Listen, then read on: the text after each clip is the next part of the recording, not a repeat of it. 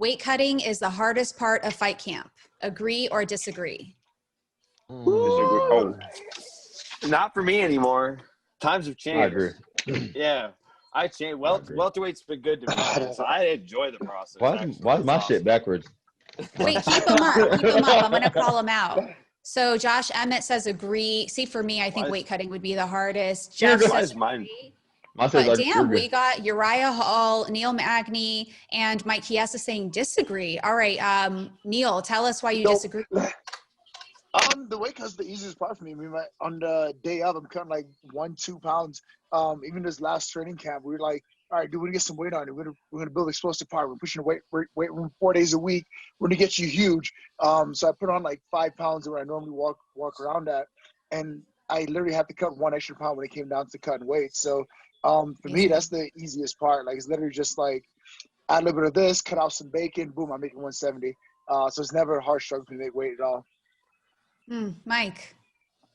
Well, if you had asked me this question in 2018, I would say agree. Like, I used to cut a lot of weight. I've had some brushes with death. Not like Geoff Neal has, but I've seen the light a few times, but no, it's times have changed, man. Like, I'm a big guy for 170, but I still gotta cut 30 pounds through a camp, but there's a big difference between 30 pounds and 50 pounds. So I enjoy the process now. By the time I get to fight week, I'm usually just about like less than 10 over, and it's just like, it's night and day. I'm still a big guy for the weight class, but when you don't have to cut that extra 15, I'm like 30 pounds. Yeah, sure. No big deal. It just makes you get in shape. So yeah, I enjoy the process now. Yeah. Good for you. Uriah, who has almost died from weight cutting. Yes. I almost died from weight. I almost died from weight cutting, but I disagree. Vote Uriah for president. No. So it's hard when you're not educated on it. So the reason why I say it's not hard, because I'm educated on it now. I'm paying attention to my body. So I'm older, so I have to do things a little differently. And of course, when you're younger, you don't really worry about certain things. You can party all night and be like, yeah, I got to work at 7. Can't do that shit no more. Can't even drink too much alcohol. But you're a professional. And in this field, you have to be a professional. If you're going to be a professional inside the octagon, I mean, what's his name? Paul Felder? What? 5 days? You can't say anything anymore after that dude made weight in 5 days. Yeah. So I get it. It is hard, but you have to look at it from this perspective. It's harder if you're not educated on it, if you don't really pay attention to your body. I've been playing Call of Duty this whole time. I'm just playing. Oh, look who's in the house. Girl, guy. I miss. Boy. Boy, look at that boy. Yeah. Oh, look at the little dude. Oh, man. Oh, my goodness. Congratulations, bro, man. Not cute, but that is one cute baby. Uh-oh. Yeah, it's always been my fear. Me and my fiance, when people talk about kids, I'm always afraid. I'm like, what if I had an ugly kid? I love it. I'm like, oh. That's a legit fear, though. Like, my fiance is beautiful, but my modeling career is not taking off anytime soon. So I'm like, what if you put some my jeans, you walking around with a big old nose and a fucking pinhead? Like, come on. You got a good-looking baby, though. You don't got the curse. You know what's funny? I personally am confident in my genetics because I have a few of my exes reached out to me asking me for my genetics. Shocker. So I'm pretty confident in that. Day in the life. It don't have to be the baby's life. Yeah.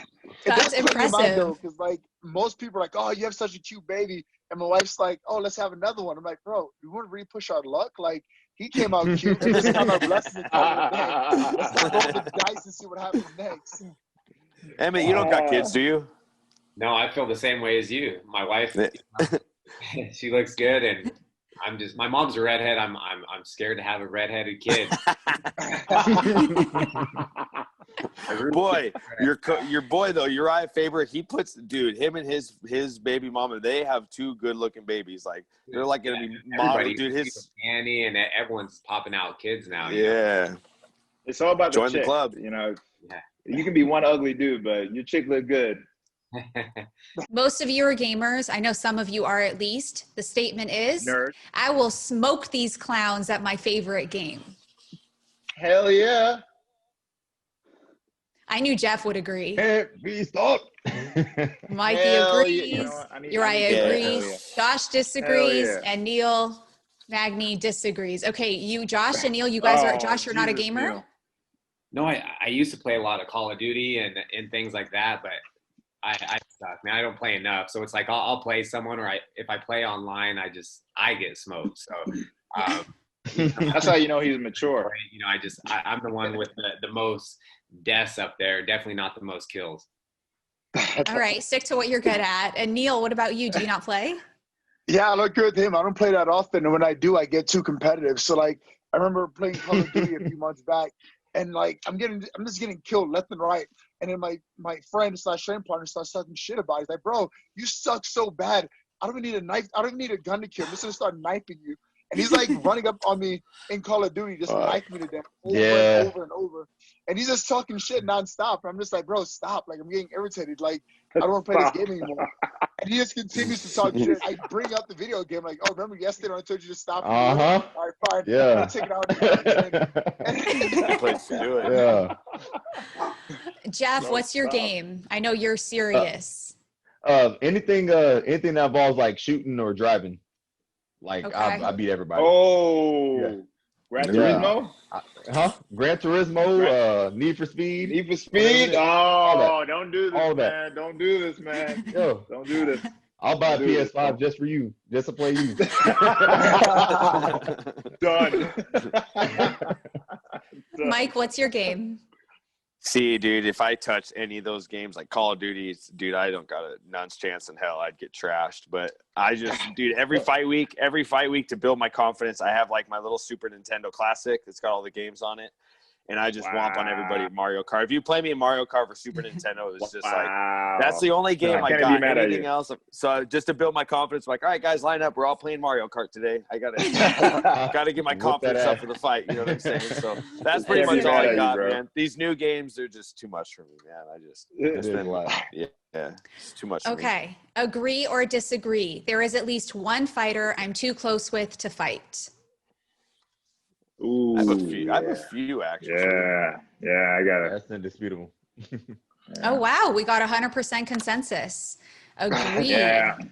All right. Let's list them off. Josh, who's your person? I'm just saying anyone from my team, you know, it's especially my weight class. Yeah, I would never fight a teammate, you know, or a friend. The only thing Chad and I used to talk about, though, because we were kind of in a race to the top, and then, you know, we were talking one time, we're like, if one of us has the title, you know, I love you, but we're fighting, you know, but I would hate to do that, you know. I wrestled some teammates in college when we were in the same bracket and we kept advancing, and even that I hated that. So let alone fight a friend or teammate, there's no way I would do that. Geoff Neal. Pretty much same as he said. Like anybody I've trained with, you know what I mean? You build relationships when you train with people, so it's just like tough to fight somebody. You know, I might fight Uriah for $2 million, but we were like choreograph some WWE shit. We're fighting, but really not fighting. We'll just take the money. But like, nah, I just couldn't fight anybody I trained with. I just couldn't do it. Uriah. Yeah, I couldn't, man. The only one person that I really would have a hard time is Kelvin. We're like best buds, and we fought once, which was hard for me, but you know, I was like, whatever. And we made a deal when we got out the show. We were roommates after the show, and we're like, we're only fight each other for the belt. So my goal is to get the belt, and I'm gonna call him on, but like, hey, let's do it for that one time sake. But I could never fight him, man. He's the homie. They called me so many times to fight Kelvin. I'm like, haven't you watched our fucking Instagram story? We were just at fucking Popeyes yesterday. What's wrong with It you? makes storylines, though. It makes storylines. It would, but not right now. Mikey, who's on your exclusion list? Kind of the same as these guys, but I also have guys that are outside my gym that I kind of have relationships with. Like, similar to Uriah, I had to fight my teammate on the show. I had to fight Ally Quince in the finals, and I would never want to do that again. Like, I was on the show for 3 months. I was cooped up with these guys for 3 months, built relationships. Having to fight the guy in the finals sucked. I actually almost had to fight my best friend that same season because my teammate Sam was on Team Cruise, and Cruz wanted to match me and him up. And I'm like, dude, you cannot do that. That I wouldn't be here if it wasn't for that guy, because I'm from a small team. So it was just him and me building each other up, and Cruz wanted to make us fight like in the first round. So, but outside of my teammates, man, like me and James Krause have talked, and we're never going to fight each other. It's like we trained together one day, and before we even rolled, we're like, hey, if we're actually going to roll right now, we got to make a deal. We're not going to fight. So him and I have a relationship. You know, there's just some guys it's just like, you don't got to fight them all. You know what I mean? You got to have some relationships, and, you know, so yeah, that's my stance. Neal, who you got? Yeah, I mean, kind of like everyone was saying, just kind of like teammates. Like for me, it was Brandon Thatch. Like when he was fighting at UFC, he and I were grinding day in and day out with one another. So I was just like, bro, like if UFC ever tries to pit us against each other, let's just say we won't do it. I mean, I'll say I'm injured, you say you're injured. We'll find a way out of it, but let's just not commit to doing this unless we absolutely have to for a belt or something like that. But other than that, like I just didn't see the point of fighting someone that close. I mean, there's not a amount of, well, maybe there's not money to pay me, but I just didn't think it was worth it at that time to kind of like fight a guy I cared for, a guy I want to see do well, and potentially be the one to hurt him or take some away from him. I just didn't want to be that guy. Okay, next question. Agree or disagree? I would have my girl corner me, Mike Perry style. Nah, fam. Hell no. Hell no. We got a unanimous disagree. Hell to the no. I told my fiance, because I was like, hey, you know, there's a chance that, you know, I'm going to be fighting on Fight Island. She's like, I'm not going to be able to go, this and that. I'm like, and A, I don't want her in my corner. No offense. But B, I was like, yo, you know, the only ticket to get on the islands, you got to be in my corner. And she was even like, fuck no. Like, I would not want to do that. So, yeah. Pass. Interesting. Sorry, babe. I love you.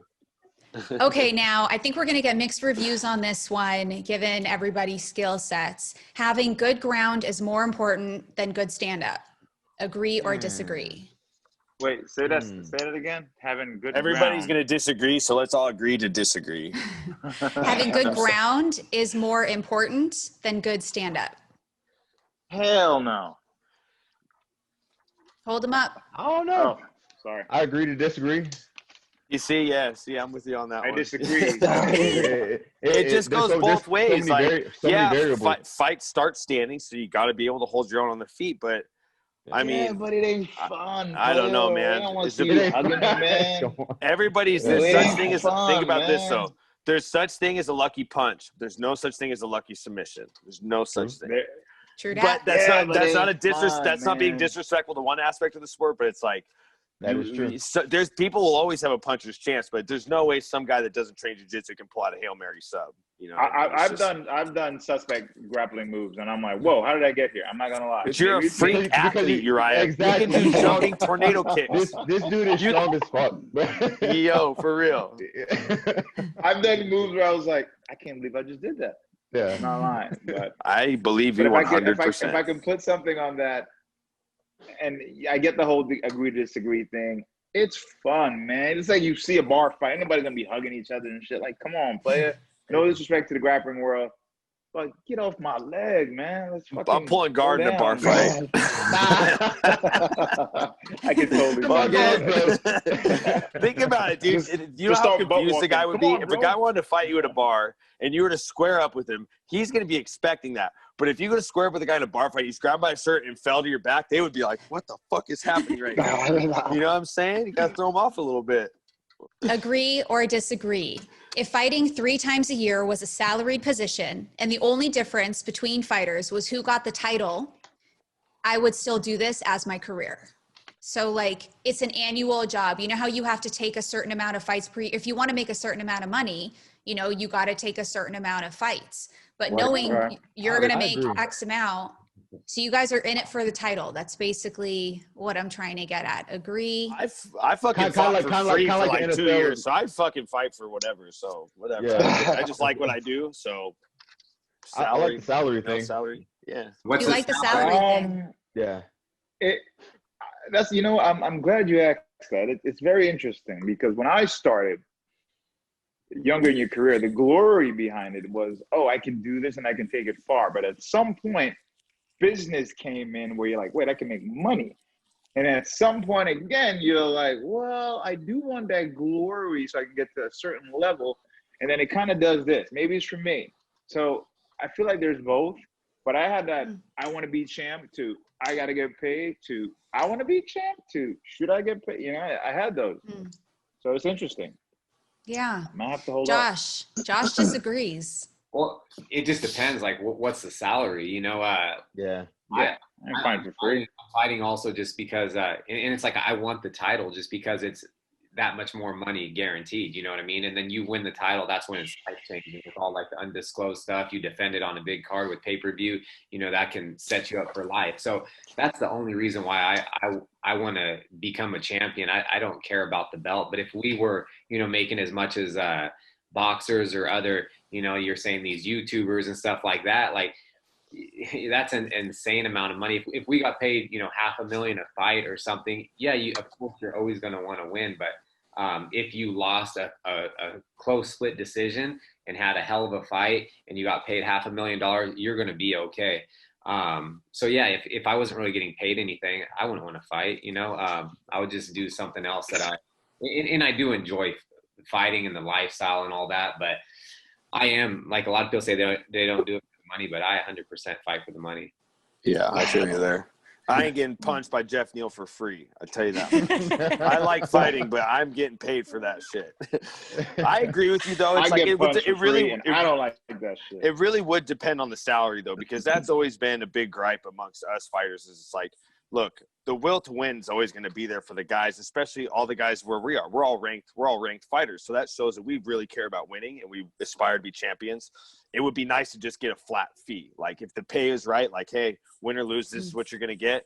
You know, it takes a little bit of the stress off, but you are going to get the guys that are going to freeload. Yeah. You do see it in boxing where you see guys that just like, I don't really want to be here. I'm just going to kind of take a knee and find my way out. You know what I mean? Yeah. So if the salary was good, fuck yeah, I'm in, you know, but if the pay's got to be right. I'm trying to get on that Overeem salary, man. You know what that makes every fight? How much? We're getting knocked out. Like 800,000 a fight or something like that. 600 or 800. No way. I would take a fucking punch. Yeah, he makes a lot. Mark Hunt used to make a lot of money too. Mark Hunt used to make a boatload of cash. Like we're talking like $750 a fight, no matter what. That's why they wanted to set salary. They wanted to pay Mark Hunt to cut him. Because when they acquired Pride, they were like, hey, we'll pay to release you. They were going to pay him to release him. And he's like, no, I'm going to make more money staying here and fighting. Like they offered him 6 figures, like, hey, we're going to cut you, but here's some severance pay. And he's like, fuck you, I'm fighting. I'm making fucking $600,000 a fight. Yeah, I'm staying. You're okay with that. Or like, you know, all the injuries we sustain, you know, when you get in all these orbital fractures and all this other shit, and you get paid $45,000, that's not worth it. I could go make more doing something else, you know what I mean, in your sideline for a year and a half. Trash, bro. If I made $750, I'd be okay with that, you know. Yeah, really. I'd let Geoff Neal punch me for $750,000. Yeah, I'll take a Francis Ngannou punch for $750. Goddamn. I would fight Francis. I'll be calling every weight division, every fighter out, which is crazy because the boxers, for being one-dimensional, which, by the way, just so y'all know, every one of you motherfuckers can beat any boxers in the world. You know that, right? Because all you got to do is kick them. I've only dropped one guy in my whole life. I don't know, man. My dude, you just got to kick him. Hey, I can knock out Nate Robinson. I can knock out Nate Robinson. I can knock out any boxer. Just kick the shit out of him.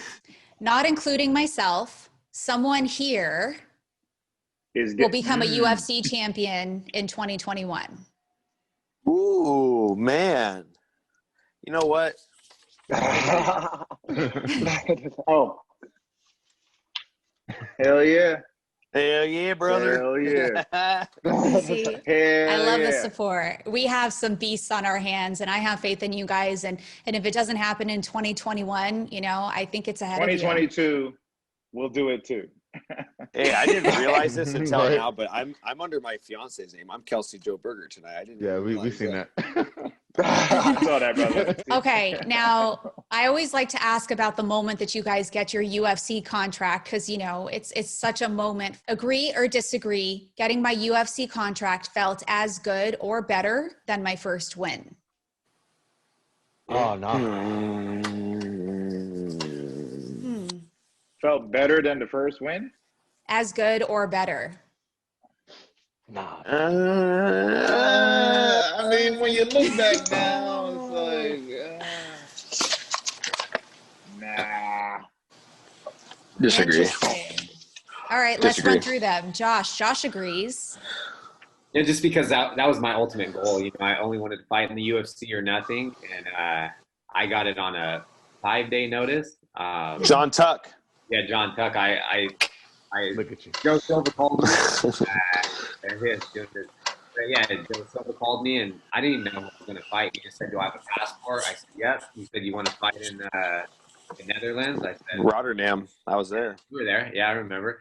Yeah, so it was awesome. So that was like, I was just so excited because I knew I just needed the opportunity and I would do well. And then, you know, no one knew who I was, and I was going over to fight a tough guy, and everyone was counting me out. And I'm like, I'm not flying across the world to, you know, just I'm going over there to win. And then I had a, you know, compound fracture in my finger, hit it from the judge or hit it from the ref, and then so I can continue to fight, and then got a win. And that was awesome. But at the time, I'd say Hall was definitely more exciting than having my bone sticking out of my finger, thinking I lost it several times. Fuck. Yeah. Okay, Geoff, what you got? Geoff Neal. Yeah, like, you know, like the first fight leading up to it, like, you know what I mean? Like I never fought before in my life. Like, I mean, like street fights and stuff like that. But as far as like martial arts and stuff, I never did any of that. So, you know what I mean? Leading up to it, like questioning myself whether or not I could do it, or like, you know what I mean? The anxiety, the fear, like when my first time even seeing a cage was me walking into a cage. You know what I mean? So I was just scared shitless. And then I got the knockout, and like that high was like the best high ever. I was on a fucking high for like 6 months, and I feel like since then I've been chasing that high. And I feel like the thing that's going to make me feel better than my first fight is getting the UFC title, and that's what I'm chasing right now. Okay. Mike. I would say I disagree, and I'm not trying to like take a turn to negative town, but when I got my first UFC contract, that was to go on The Ultimate Fighter. And at the time, my dad was like terminally ill, and like I knew like I'm going to sign this contract, and I'm going to leave, and then I'm going to be in the UFC. When I get back home, my dad's going to be not here. So it was like, it was like I was almost being forced to do it, even though it was like my ultimate dream. It's like you want to talk about the only thing that can potentially derail it. You know what I mean? It's like wanting to be with your father. And the first win I ever fought, like I was a big pussy growing up. Like I was really small. I got picked on a lot. I wasn't a tough guy or nothing. So like, when I was like going to my first amateur fight, like I had my friends calling me from back home, like, dude, do not do this. You're going to fucking die. Like I had my friends calling me like, you're going to end up in a body bag. Like, I'm like, no, man, I've been training for a month. I got this shit.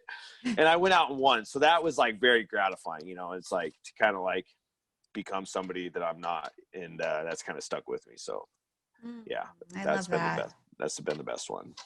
Yeah. Neal Magny. Yeah, so for me, it was I was like when I started, like my very first time going into an MMA gym, I was 17 years old, and I walked into Miguel Torres' gym, and he was old school. It was like my introduction to mixed martial arts was throwing on a pair of gloves, no cup, no mouth guard, and getting jabbed in the face by Miguel Torres, and like literally breaking his tooth. Like that was my experience. That's what happened to the And that was my first experience with it. And I was just like, well, damn, I kind of like this thing. I want to like pursue it more. And then like after high school, I go to Army route. I come back, and then I'm going to college, and then up the street, Matt Hughes, Robbie Lawler, these guys open up a gym. So here I am, 19 years old now, training guys like Robbie Lawler, Matt Hughes, day in and day out. And these guys don't pull punches in the gym. They're literally just beating your ass like full potential. Like I remember getting flying kneed by Robbie Lawler against the cage, and turning around and getting at the coach is like, why aren't you guys coaching me? This guy's a professional fighter. I'm an amateur.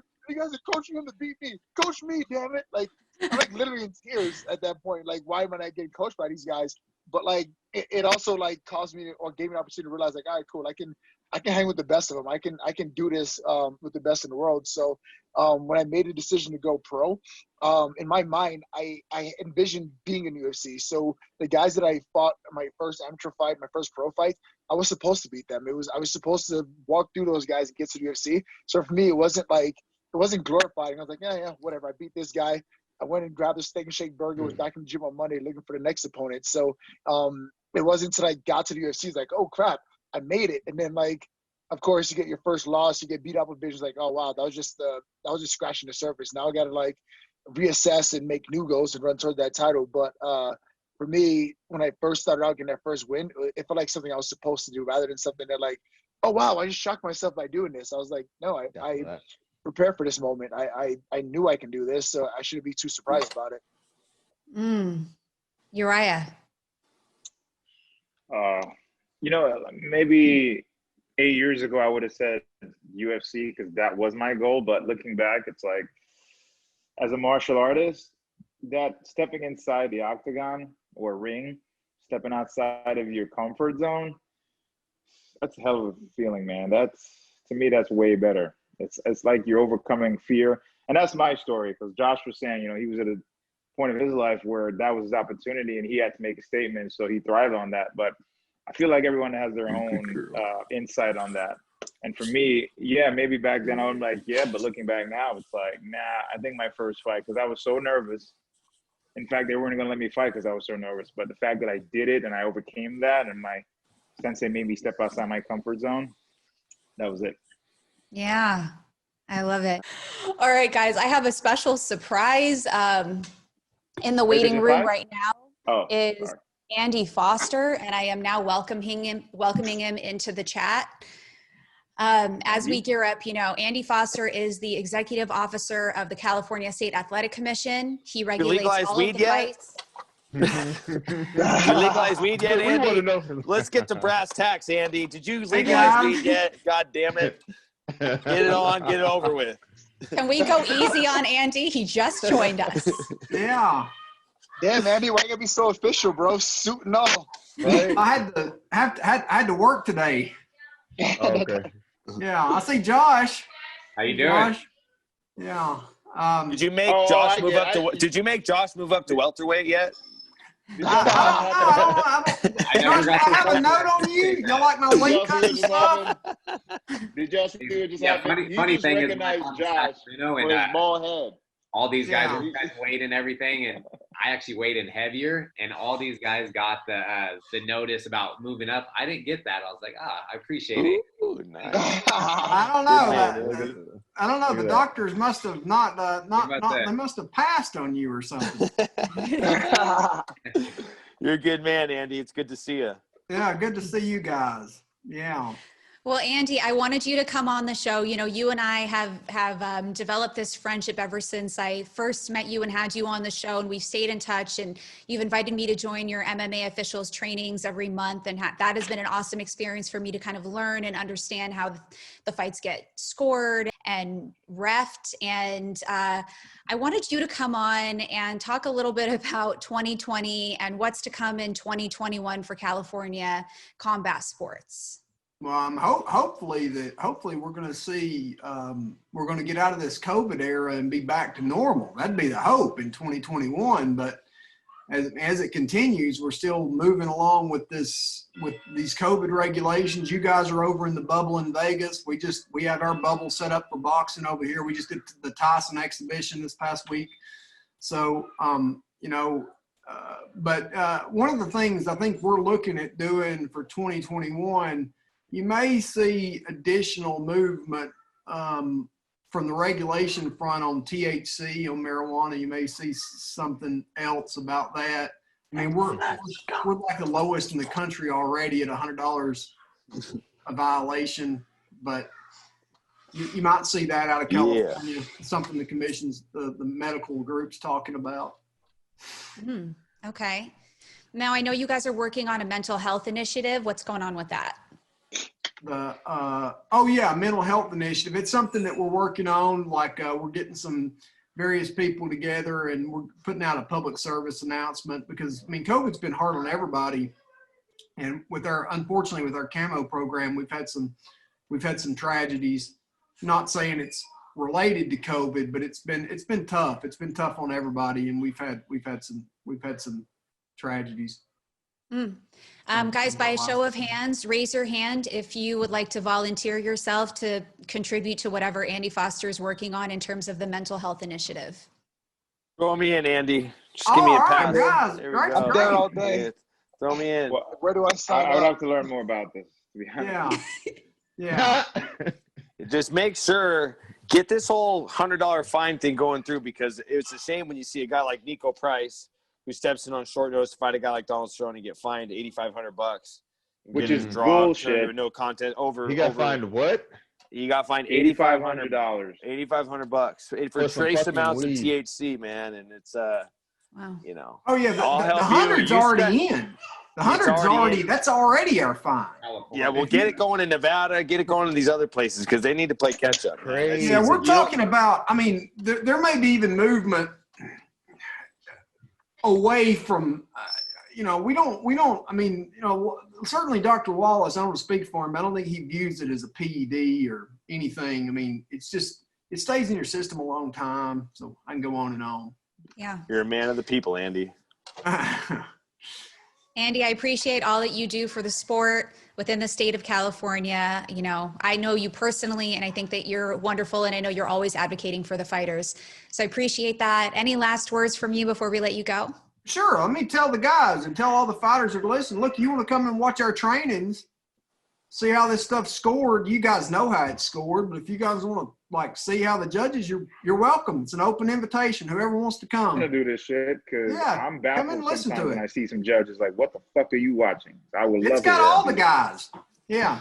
I've always wondered why. Well, so in New Jersey, you'll see guys like Shalyn Ribeiro reffing. You'll see guys like Ricardo Almeida. He's got affiliations with guys, a lot of guys that are at a high level. But you'll see guys like him judging.